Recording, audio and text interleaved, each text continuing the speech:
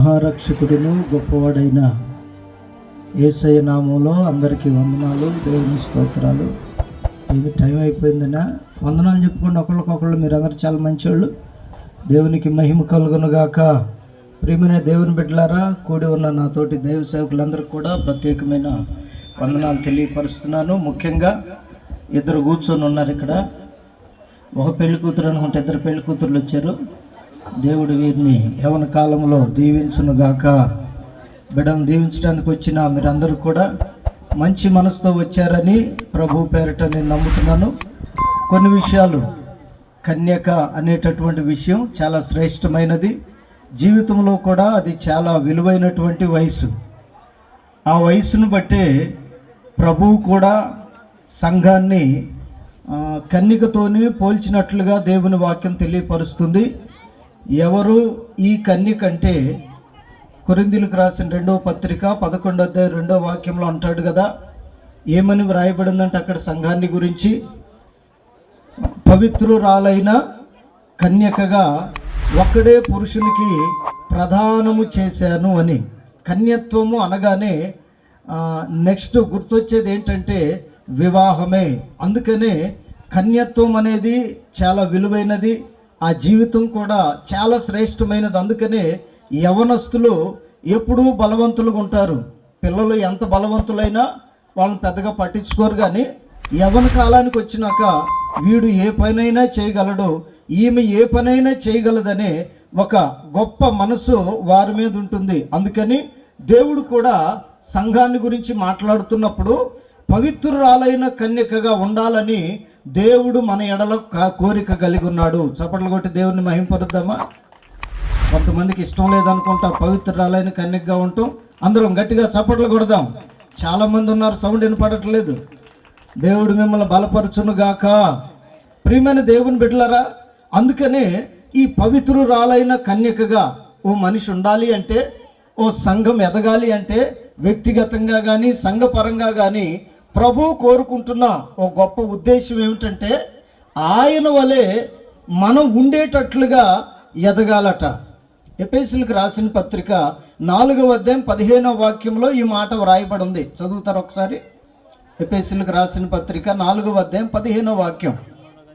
ప్రేమ కలిగి సత్యము చెప్పుచు క్రీస్తు వలె ఉండుటకు మనము అన్ని విషయములలో ఎదుగుదము. చూడండి, ఈ కన్య ఇక్కడ కూర్చున్నారు కదా, ఈ కన్య ఈ విధంగా సిద్ధపరచటానికి లేక ఈ విధంగా సిద్ధపడటానికి ఊరోళ్ళు ఉంటే చాలు, ఇంట్లో వాళ్ళు ఉంటే చాలండి. ఏ విధము చేతనైనా ఈ విధంగా సిద్ధపడాలంటే మనుషులు సరిపోతారు. కానీ క్రీస్తునకు ఓ కన్య అవసరమైనది. ఆమె ఎవరంటే పవిత్రురాలైన కన్యక. అందుకని ఇక్కడ అంటాడు, ఆ విధమైన కన్యక ఏ విధంగా సిద్ధపడాలి, ఎవరిని పోలి నడవాలి, ఏ విధంగా బ్రతకాలి అంటే 2 విషయాల్లో ఆ కన్యక నమ్మకంగా ఉండాలట. ప్రేమ కలిగి సత్యము చెప్పుచు. యవ్వన కాలంలో ఎంటర్ అయిన వెంటనే మొదట పుట్టే గుణం ఏమిటంటే ప్రేమ. వింటున్నారా యవనస్తులారా, పిల్లలను కలిగిన తల్లిదండ్రులారా? యవన కాలంలో కన్యత్వంలోనికి అడుగుపెట్టిన తరువాత మొదట కలిగేటటువంటి ఓ మంచి లక్షణం అనండి, లేక చెడు లక్షణం అనండి, దాని పేరు ఏమిటంటే ప్రేమ. ఈ ప్రేమ లోకములో పలు సందర్భాలలో పలు విధాలుగా ఆయా సమయాలలో వ్యర్థమైనదిగాను, అవసరమును బట్టి కానీ, లేకపోతే ఓ మనిషి పవిత్రంగా బ్రతకటానికి కూడా ప్రేమ చాలా ఉపయోగపడుతుంది. ప్రేమ లేనిదే అమ్మ లేదు, నాన్న లేడు, అక్క లేదు, చెల్లి లేదు, అన్న లేడు, తమ్ముడు లేడు. ప్రేమ లేని బంధం అంటూ ఏమీ లేదు. బంధానికి ఉపయోగపడేది ప్రేమే. అయితే ఇక్కడ చెప్తున్నటువంటి మాట, ఈ సందర్భం ఏమిటంటే పవిత్రురాలైన కన్యకకు ఉండవలసిన ప్రేమది. సంఘానికి అవసరమైన ప్రేమ ఏమిటంటే మిక్కుటమైన ప్రేమ అని రాస్తాడు పరిశుద్ధుడైన పౌలు గారు. సంఘము ప్రేమ కలిగి ఉండాలి. పవిత్రురాలైన కన్యకలో ఉండవలసింది సంఘ సంబంధమైన ప్రేమ. దాని పేరే పవిత్రమైన ప్రేమ. చప్పట్లు కొడతారా గట్టిగా? అందుకని యవ్వన కాలంలో అడుగుపెట్టిన వెంటనే తల్లిదండ్రులు కూడా జాగ్రత్తగా గమనిస్తారు. అమ్మాయి ఎక్కడికి వెళుతుంది, ఎందుకు వెళుతుంది, ఎవరితో వెళుతుంది, ఎంతసేపు ఉంటుంది, ఏం మాట్లాడుతుంది, ఏం ఆలోచిస్తుంది అనేది ఖచ్చితంగా ఆలోచిస్తారు ప్రతి తల్లి ప్రతి తండ్రి. దానికి కారణం ఏమిటంటే ప్రేమ ప్రాముఖ్యమైనది. యవ్వన కాలంలో అడుగుపెట్టిన తర్వాత బిడ్డ గనక తల్లిదండ్రుల మీద ప్రేమ ఉంటే వాళ్ళను పొరపాటును కూడా విడిచిపెట్టదు. అన్నదమ్ముళ్ళు అక్క చెల్లెల మీద ప్రేమ ఉంటే వారితోనే కలిసి ఎక్కడికి వెళ్ళాలన్నా ఏది చేయాలన్నా చేస్తుంది. అసలు ముఖ్యంగా ప్రభువు కలిగి ఉండవలసిన ప్రేమ ఏమిటంటే యేసయ్య మీద ప్రేమ కలిగి ఉండేటట్లుగా యవ్వనస్తులు గనక ఉంటే వారి యొక్క అంతరంగము కానీ వారి యొక్క ఆలోచనలు కానీ పవిత్రమైనవిగా ఉంటాయి. ఇందాక అయ్యగారు చెప్పారు కదా, సంసోన్ గారు ఒకదాని కొరకు ఎన్నుకుంటే అతడు తన ప్రేమను బట్టి, తన మనసులో కలిగిన ప్రేమను బట్టి కళ్ళు ఓడబీకే స్థితిలోనికి అతను వెళ్ళిపోయాడు. అదే పరిస్థితిలో ఉన్న యోసేపును చూస్తే అతని జీవితంలో గొప్ప రాజయ్యాడు. అందుకని యవ్వనం అనేది చాలా విలువైనది, శ్రేష్టమైనది. ఈ యొక్క కన్యత్వాన్ని కాపాడుకొనున యవ్వనస్తులైనటువంటి బిడ్డలందరూ కూడా ఉన్నతమైన స్థానంలోనే ప్రభు పేరట దీవించబడ్డారు. ఈ మధ్యాహ్నపు వేళ దీవించటానికి వచ్చిన తల్లిదండ్రులారా, బంధుమిత్రులారా, దేవుని సంఘమా, మనమందరం కూడా ఆలోచించవలసింది ఏంటంటే కన్యలు ఎందరున్నా, ఊర్లో కానీ సంఘములో కానీ కన్యలు ఎందరున్నా యేసయ్య కోరుకునేది ఎవరినంటే ఆయన వలె ఉన్నటువంటి కన్యలను దేవుడు కోరుకుంటున్నాడు. వీళ్ళందరూ కలిసి ఒకే కన్యగా ప్రభు రాకడలో ఎత్తబడబోతూ ఉన్నారు. ప్రపంచంలో ఉన్న పరిశుద్ధులందరూ కూడా వారి యొక్క పరిశుద్ధత నుండి సంపూర్ణ పరిశుద్ధతలో అడుగు పెడుతున్నప్పుడు వీరిలో ఒక పరివర్తన కలుగుతుంది. దానినే దేహ విమోచన అని దేవుని వాక్యం తెలియపరుస్తుంది. అందుకని ఈ లోక సంబంధమైన ప్రేమ ఉన్న ఏ కన్యకలో కూడా పవిత్రత అనేది కనపడదు. కావాలంటే చూడండి, టీవీలు చూసి, సినిమాలు సీరియల్ చూసి ప్రేమలు నేర్చుకుంటారేమో కానీ ఆ ప్రేమ వారి జీవితానికి కానీ వారి కుటుంబానికి కనీసం ఉపయోగపడేదిగా ఉండదు. అయితే దేవుని సన్నిధిలో నిలిచి ఓ పవిత్రమైన జీవితం కలిగి ఏ కన్య అయితే, ఏ యవనస్తుడైతే ప్రియమైన వార్లరా దేవుని వలె మార్చబడటానికి, హల్లెలూయా, కావాలంటే చూడండి, ఈ ప్రేమల్లో కలిగేది ఏంటి? ఇంకో గొప్ప విషయం చెప్పమంటారా? డ్రెస్ కోడ్ మారిపోద్ది. ప్రభువేమో పరిశుద్ధులకు తెల్లని వస్త్రాలని చెప్పి ఆయన చెప్తూ ఉంటే, ఎప్పుడైతే యవన కాలంలో పవిత్రమైన స్థితిలో ఉండవలసిన ఆ సమయంలో డ్రెస్ కోడ్ మారిపోద్ది. ఇప్పుడు కనుక నేను ఇక్కడ కూర్చున్న ఓబులేసి ఇద్దరు కూతుర్లు కనుక అడిగాను అనుకోండి, మిమ్మల్ని ఇట్లా తయారు చేసిన వాళ్ళు ఎవరమ్మా అని, వీళ్ళు చెప్పేటటువంటి గొప్ప మాట ఏమిటంటే అందరూ కలిసి హల్లెలూయా చెప్పరే, హల్లెలూయా, అందరూ కలిసి చేశారని. ఎందుకంటే వీళ్ళకి తెలియదు, తెలుసో కూడా నాకు తెలియదు. అయితే దేవుని బిడ్డలారా, ఈ దైవ సంబంధమైన కార్యాలు, నేను సంఘాన్ని గురించి మాట్లాడుతున్నాను, వీళ్ళిద్దరి గురించి కాదు. మీరు ఆలోచిస్తే ఒకవేళ వీళ్ళే పిలిస్తే వీళ్ళని తిడుతున్నారని నేను వాళ్ళని తిట్టడానికి రాలేదు, అంత అవసరం కూడా లేదు. కనుక దేవుని బిడ్డలారా, సంఘం అనేది దేవుడు కోరుకుంటున్న ఉద్దేశం ఏమిటంటే పవిత్రత కలిగి ఉండాలని. ఈ పవిత్రతకు రెండు గుర్తులు చూపించాడు. ఒకటి ప్రేమ, రెండవది సత్యము. ప్రేమ ఎవరు అంటే పరిశుద్ధ గ్రంథం చెప్తుంది ఆయన పేరు ప్రేమ స్వరూపి. ఆయన స్వరూపంలోనే ప్రేమ ఉంది. ఆయన యొక్క ప్రతి లక్షణంలో ప్రేమ ఉంది. ఆయనలో ఉన్న ప్రేమ లోకములో ఉన్న మనుషుల్లో ఉన్న ప్రేమ లాంటిది కాదు. అది దేవుని ప్రేమ. చప్పట్లు కొడతారా గట్టిగా? రెండో విషయం సత్యం. ఈ సత్యం ఎవరంటే పుట్టిన ప్రతి మనిషి అబద్ధం చెప్పకుండా సావడం. ఎవరైనా కానివ్వండి, ఏ వయసు అయినా కానివ్వండి. అందుకని ఈ సత్యము అనేది ఇది సంఘ సంబంధముగా, దైవ సంబంధముగా చూస్తే యేసుక్రీస్తు చెప్పారు కదా, నేనే సత్యమును. చెప్పండి నోరు తెరిచి, యేసయ్య ఎవరు? సత్యము.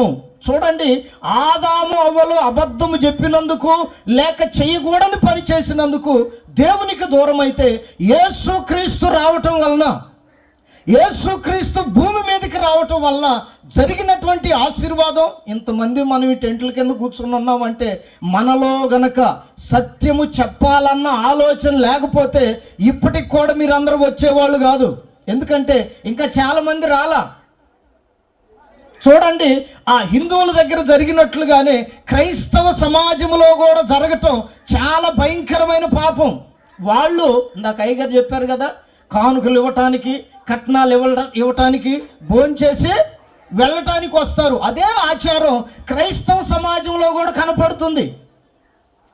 మనం ముందు ఎందుకు రావాలంటే దేవుని సన్నిధి ఉంటుంది, స్తోత్రం కలుగును గాక. దేవుని మాటలు ఉంటాయి, హల్లెలూయా. దేవుని ప్రేమ ఉంటుంది, సత్యము అక్కడ వినిపించబడుతుంది.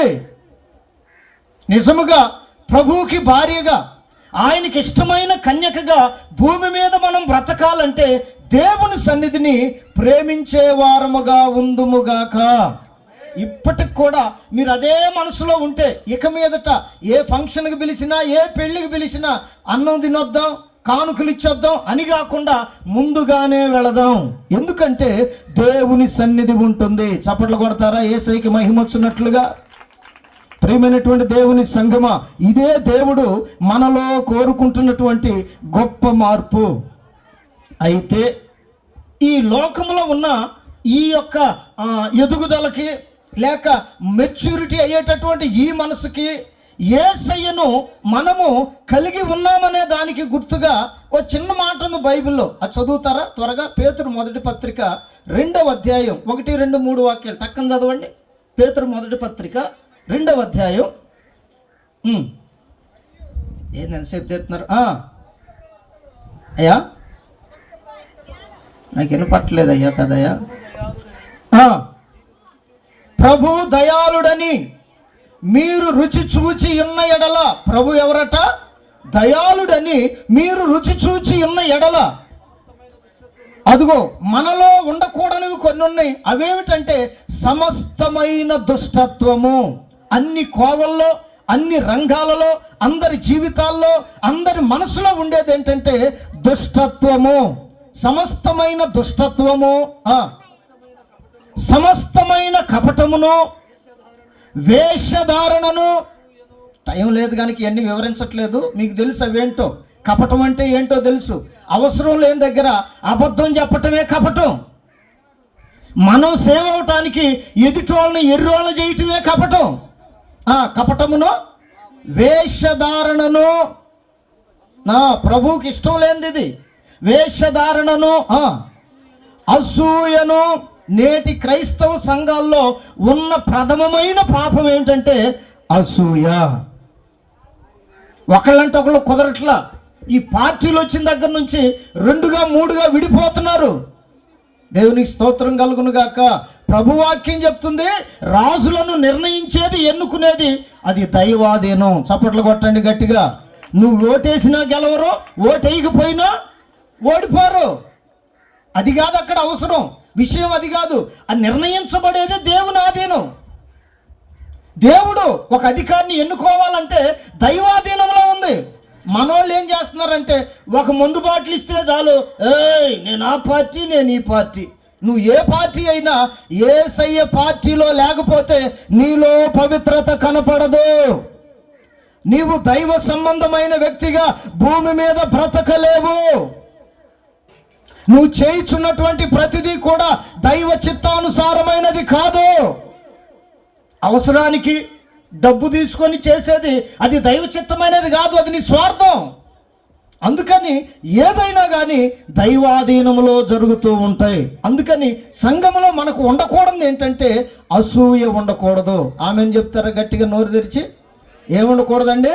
అసూయ ఉండకూడదు. అయ్యా చదవండి. అసూయయు సమస్త దూషణ మాటలు, ఇవి చాలా ప్రమాదమైనవి. నీవు అనుకుంటావు తల్లులారా, తండ్రులారా, ఎవరో పిల్లను నువ్వు దూషించేస్తావు, ఎవరో అబ్బాయిని నువ్వు దూషించేస్తావు. నీవనుకున్నావంటే నేను ఆ స్టేజీలో లేను కదా, నాది ఆ వయసు కాదు కదా, నన్ను తల్లిగా తండ్రిగా దీవించాడు కదా దేవుడు, నాకు కూడా పిల్లల్ని ఇచ్చాడు కదా అని నువ్వు దూషించినప్పుడు మర్చిపోతావు. అయితే దేవుడు నీ పేరట దాన్ని లెక్క రాసి పెడతాడు. అది ఎవరి మీదకి వస్తుందంటే, నీవు మంచిగా కావాలనుకుంటున్నా నీ పిల్లల మీదకి అది వస్తుంది. దూషణ అనేది చాలా భయంకరమైనదండి బాబోయ్. మనకు తెలియకుండా కొందరిని దూషిస్తాం, తెలిసినా కానీ దూషిస్తాం. యేసయ్య తనున్న 33.5 సంవత్సరాల్లో ఏ మనిషిని ఎప్పుడు కూడా దూషించలేదు. చప్పట్లు కొట్టండి గట్టిగా. వారు చేసే పాపాలన్నీ ఎరిగినవాడు, సమస్తము తెలిసినవాడు. ఏ రోజును కూడా ఆయన దూషించలేదు. మనలో కూడా ఉండకూడని గుణలక్షణాలు ఏమిటంటే దూషణ. స్తోత్రం కలుగును గాక. ఆయన దూషించలేదు కనుకనే దేవుని పిల్లల మీదకి దూషణ రావట్లా, ఆశీర్వాదం వస్తుంది. చప్పట్లు కొట్టండి గట్టిగా, కొట్టాలి గట్టిగా మీరు, సచ్చు దెబ్బలు కాదు. దేవునికి మహిమ కలుగును గాక. ఆయన దూషించలేదు కనుకనే పవిత్రంగా బ్రతికే వారి మీదకి ఆశీర్వాదం వస్తుంది. ఎవరు దూషిస్తున్నారో వారి తదనంతరం కానీ వారి ఉండగానే కానీ, కావాలంటే మీకు చిన్న ఎగ్జాంపుల్ చెప్తాను. అబ్రహాము చనిపోయిన తరువాత దేవుడు ఇస్సాకును ఆశీర్వదించాడంట. అంతకుముందు విగ్రహారాధికుడే, దేవుణ్ణి ఎరగని వాడే. కానీ దేవుని ఎరిగిన తరువాత ఆయన ఎవరిని దూషించినట్లుగా తనను తాను నష్టపరుచుకున్నాడు, కానీ ఎవరిని దూషించినట్లుగా వ్రాయబడలేదు. అందుకని అబ్రహాము యొక్క దీవెనలు ఇస్సాకు మీదికి వచ్చాయి. ప్రియమైన తల్లిదండ్రులారా, దేవుని ప్రేమను బట్టి దేవుని సేవకుడిగా మీకు చేతులెత్తి దండం పెడుతూ చెప్తున్నాను, దూషించటానికి ముందుకు రాకండి. మీ లైఫ్ బాగుందని చూసుకోకండి. మీ పిల్లల మీదకి అవి కట్టగా వచ్చినప్పుడు, కట్టగట్టుకొని వచ్చినప్పుడు వాళ్ళు భరించలేరు, పిల్లలు భరించలేరు. అందుకని వారి క్షేమాన్ని కోరుతున్న మీరు దూషించటం మానండి. ఆమెన్. ఇంకయ్యా, అదుగోనండి, మనలో కలగవలసిన మార్పు ఏమిటంటే, క్రొత్తగా జన్మించిన శిశువులను పోలిన వారమై నిర్మలమైన, దేవునికి స్తోత్రం చెప్పండి, చేతులెత్తి అందరూ, నిర్మలమైన వాక్యమును పాల వలన రక్షణ విషయములో, ఇదిగో మనం ఎదగాల్సిన పద్ధతి ఇది. ఇవన్నీ మాని నిర్మలమను పాల వలన, వాక్యమను పాల వలన మనం వాక్యం వినే కొలది మన బ్రతుకుల్లో మార్పు వస్తుంది. అందుకనే మనం చిన్న పిల్లలను పోలి, పసివారిని పోలి మన మనసు కానీ ప్రవర్తన కానీ మార్చబడాలి అని దేవుని ఉద్దేశమైంది. ఇది ఇటువంటి వారు పవిత్రురాలైన కన్యక లెక్కలోనికి వస్తారు. ఈ కన్యక ప్రభువుని ఎదుర్కొనే కన్యక. అందుకే యేసయ్య ఒక ఉపమానం చెప్పారు. అదేంటంటే 13వ అధ్యాయం 3వ వాక్యం అనుకుంటా, మత్తయి సువార్త. అక్కడ ఒక అతనట విత్తనాలు వేయటానికి వెళ్ళాడట. ఆయన విత్తనాలు వేస్తూ ఉండగా కొన్నేమో త్రోవ పక్కన పడ్డాయి, కొన్నేమో ఎక్కువగా మన్ను లేని రాతి నేలను పడ్డాయి, మరికొన్నేమో ముండ్ల పొదలో పడ్డాయి. ఈ విషయాలు వాక్యం వినేటప్పుడు మనలో జరిగే క్రియ ఇది. అందుకని వాక్యము ఎందుకు క్రైస్తవుల్లో పని చేయట్లేదంటే, పవిత్రురాలైన కన్యకగా మార్చబడే మనసుతో దేవుని సన్నిధికి రావట్లేదు.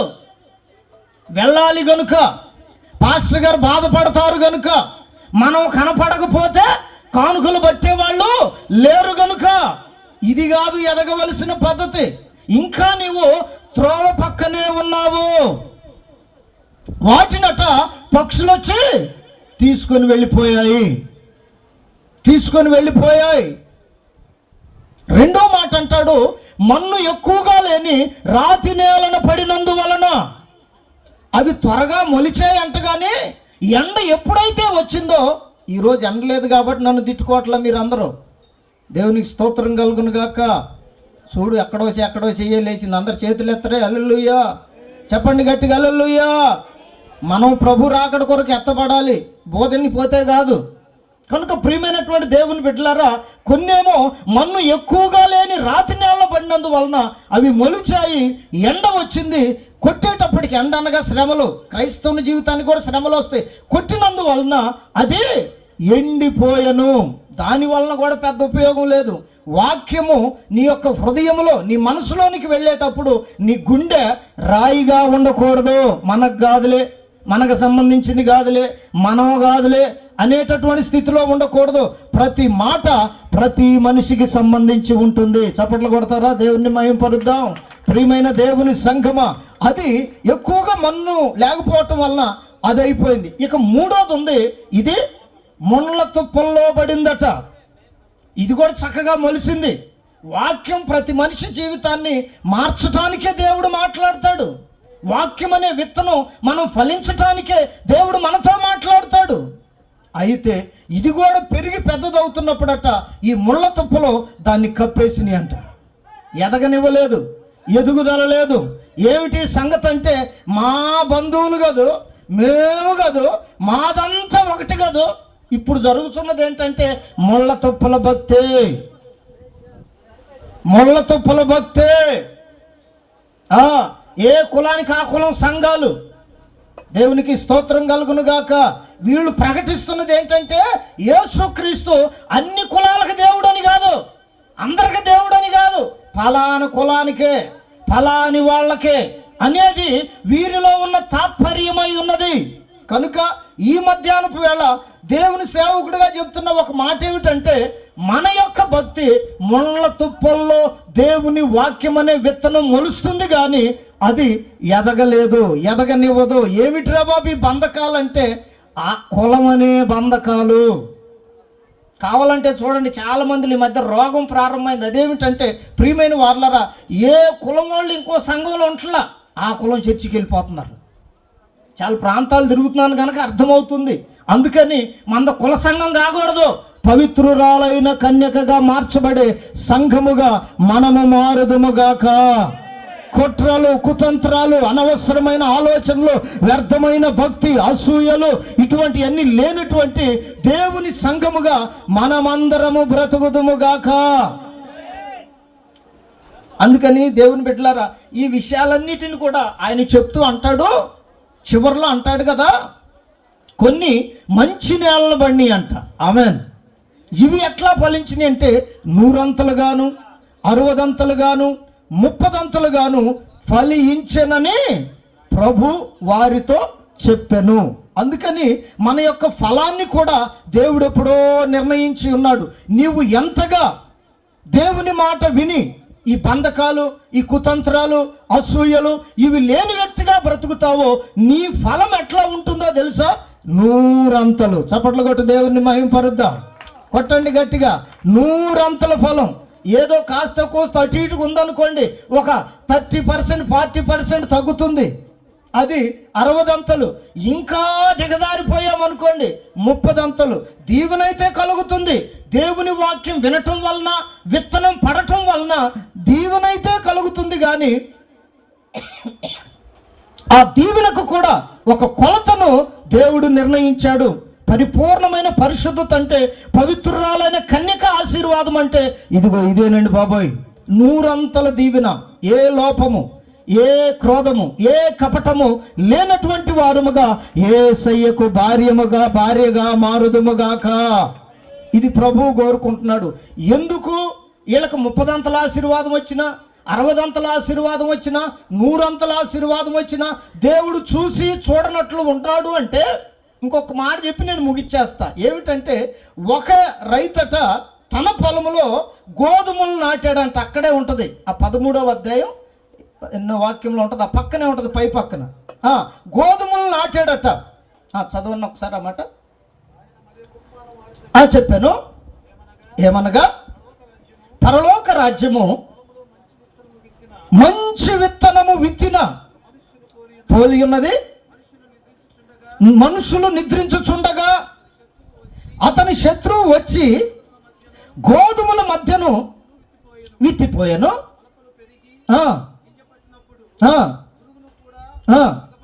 గురుగులు కూడా అగుపడెను. అప్పుడు ఇంటి యజమాని వచ్చి నీవు ఈ పొలములో మంచి విత్తనములు నాటితివి కదా, ఎక్కడ నుండి వచ్చినవి?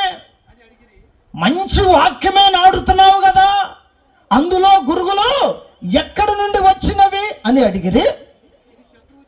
అదిగోనండి బాబోయ్, నీకు తెలియకుండా నీవు నిద్రిస్తున్నప్పుడు అందరూ అలవాటు ఏమిటంటే, నిద్ర ఎప్పుడు పోతారంటే ఇంటికి వెళ్ళి అన్నం తిన్న తర్వాత నిద్రపోతారు. చప్పట్లు కొట్టండి గట్టిగా. పగల పనికి వెళ్ళి నిద్రపోయే సమయం అది. కొందరికి ఒక అలవాటు ఉంటుంది, దేవుని మందిరంలో అడుగుపెట్టిన వెంటనే పరలోకానికి వెళ్ళినట్టుగా ఫీల్ అయిపోతారు వీళ్ళు. కుర్చీలో కూర్చునే బ్యాచ్ అయినా కింద కూర్చునే బ్యాచ్ అయినా వీళ్ళకి అలవాటు ఏమిట్రా బాబు అంటే, మందిరానికి ఎందుకు వెళుతున్నారంటే నిద్రపోవటానికి. ఆ నిద్రపోయావనుకో, నువ్వు దేవుని వాక్యం వినేటప్పుడు గోధుమలకు ప్రతిగా శత్రువు వచ్చి ఏం చేస్తాడంటే గురుగులు నాటి వెళ్తాడు. నీకు తెలియకుండానే నువ్వు ఫలించవలసిన విధానం మారిపోతుంది. 100 ఫలం, 60 ఫలం, 30 ఫలం నీ ఆత్మీయ జీవితంలో, నీ వ్యక్తిగత జీవితంలో, కుటుంబ వ్యవస్థలో ఉండవలసిన దీవెనకు బదులు ఇక్కడ ఏం జరుగుతుందంటే, ఈ యొక్క గోధుమ చెట్టు గురుగుల చెట్టు 2 ఒకటిగానే ఉంటాయట. అది ఎప్పుడు కనుగొన్నారు వాళ్ళంటే, ఇద్దరు మందిరానికి వెళ్ళే వాళ్ళే, మేకలైనా గొర్రెలైనా 2 ఒకే రకంగా ఉంటాయి. మనమైతే గుర్తుపడతాం, సాతానుగాడు వారిని ఇంకా బాగా గుర్తుపడతాడు. వీళ్ళు దేవుని మందిరానికి వెళ్ళి నిద్రపోయే వాళ్ళ, వాక్యం వినేవాళ్ళ? వీరు పవిత్రురాలైన కన్యక బ్రతికే వాళ్ళ, లేక మనకు సంబంధించిన వాళ్ళ? వాళ్ళ దగ్గరకు వచ్చి ఊపేస్తా ఉంటాడు. వాక్యం దారిని అయ్యగారు పాపం మైకు పట్టుకొని అరుస్తూనే ఉంటాడు, కానీ వీళ్ళ చెవులోకి పోదది, ఎక్కడో కలలుగంటుంటారు. అందుకని దేవుని వాక్యం చెప్తుంది, నిద్రిస్తూ ఉండగా శత్రువు వచ్చి వాటిని నాటిపోయాడు. అయితే అది ఎప్పటి వరకు ఉంటుందంటే, మేకలు గొర్రెల కలయిక, గోధుమలు గురుగులు కలయిక సంఘంలో కానీ సమాజంలో కానీ ఎప్పటి వరకు ఉంటుందో అక్కడ రాశాడు చూడండి. అంత్య దినము వరకు, అనగా దానికంటే ముందు కోతకాలము వరకు వాటిని అట్లాగనే పెరగనివ్వండి. చప్పట్లు కొడతారా గట్టిగా? చేతులు కూడా రాట్లా మీకు? కొట్టండి గట్టిగా. కోతకాలము వరకు, ప్రభు రాకడ వరకు వాటిని అట్లాగనే పెరగనివ్వండి. గురుగులు పెరగాలి, గోధుమలు పెరగాలి. కోతకాలం వచ్చినప్పుడు అక్కడ ఒక గొప్ప న్యాయమైన తీర్పు చెప్పాడు. అదేమిటంటే, ఈ యొక్క గురుగులను కోసి కట్లు కట్టి అగ్నిలో పడవేయండి, గోధుమలను నూర్చి మా యొక్క గదిలో వాటిని ఉంచండి. ఇదే దేవుని యొక్క తీర్పు.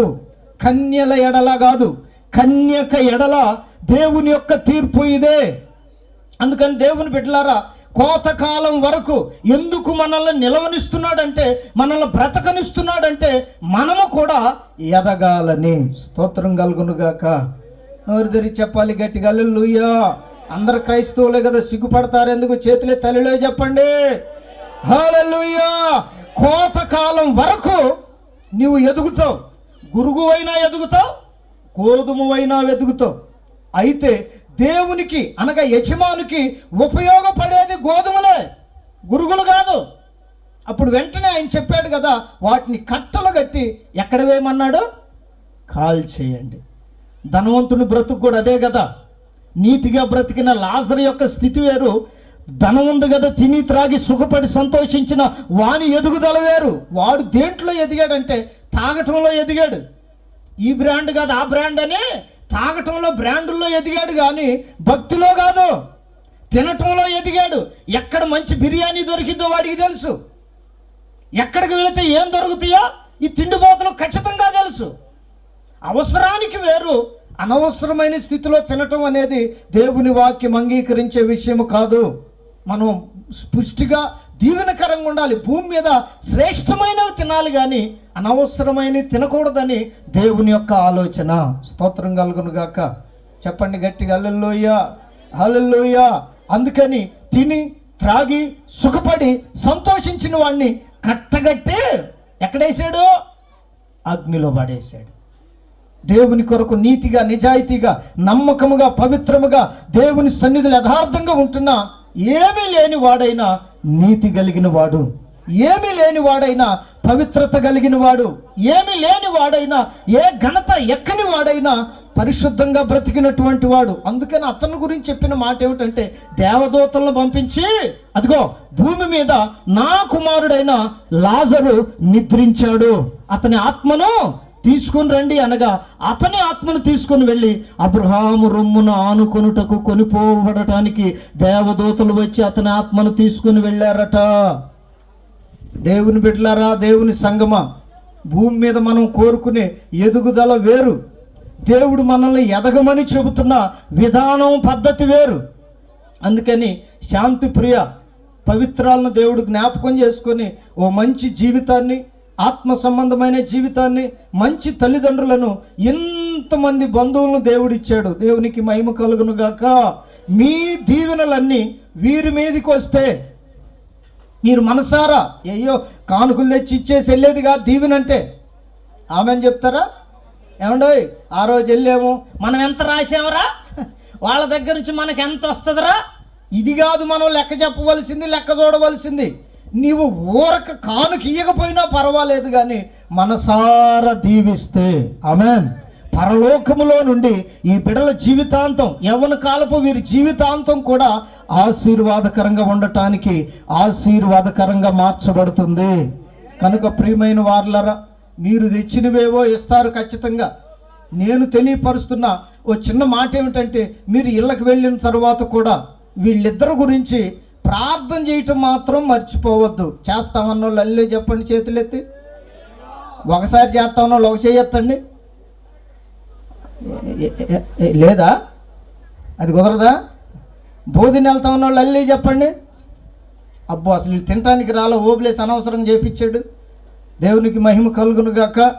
అందుకని మనం ఇచ్చే పిల్లలకు దీవెన ఏమిటంటే ప్రార్థనే, వాక్యం చదివించటమే, దేవుని సన్నిధికి తీసుకొని వెళ్ళటమే. వీరు పవిత్రమైనటువంటి జీవితం కలిగి ప్రభు రాకడ వరకు సిద్ధపడాలని, స్టేజీ మీద ఉన్న దైవ సేవకులు మేము మాత్రమే కాకుండా కూర్చున్న మీరందరూ కూడా అదే కోరిక కలిగి ఉన్నారు కనుక ప్రభు పేరట వచ్చిన మీరు దీవించబడుదురుగాక. మీ మనసులో ఉన్న ప్రతి దీవెన వీరి మీదికి వచ్చున్నట్లు మీరు ఆశీర్వదించాలని, పవిత్రురాలైన కన్యకగా మీ సంఘాల్లో, మీ ఊరిలో, మీకు ఇచ్చినటువంటి సంఘాల్లో పవిత్రమైన మనసు కలిగి ఇళ్ళకెళ్ళి చదువుకోండి. పేతురు మొదటి పత్రిక 2వ అధ్యాయం. ఇది రక్షించబడవలసిన వారికి దేవుడిచ్చిన ఆశీర్వాదం. వద్దన్న వాటిని విడిచిపెట్టండి, కలిగి ఉండవలసిన వాటిని కలిగి ఉండండి. ప్రభు రాకడ కొరకు పవిత్రురాలైన కన్యకగా, ఏ కన్యక? పవిత్రురాలైన కన్యకగా మార్చబడదాం. పరిశుద్ధాత్మ ద్వారా ఈ అనుభవంలోనికి నడిపించబడదాం. ఆయన రాకడలో ఎత్తబడదాం. కూడి వచ్చిన మనందరినీ కూడా పరిశుద్ధాత్మ దేవుడు ఆ విధముగా సిద్ధపరచునుగాక. ఒకళ్ళు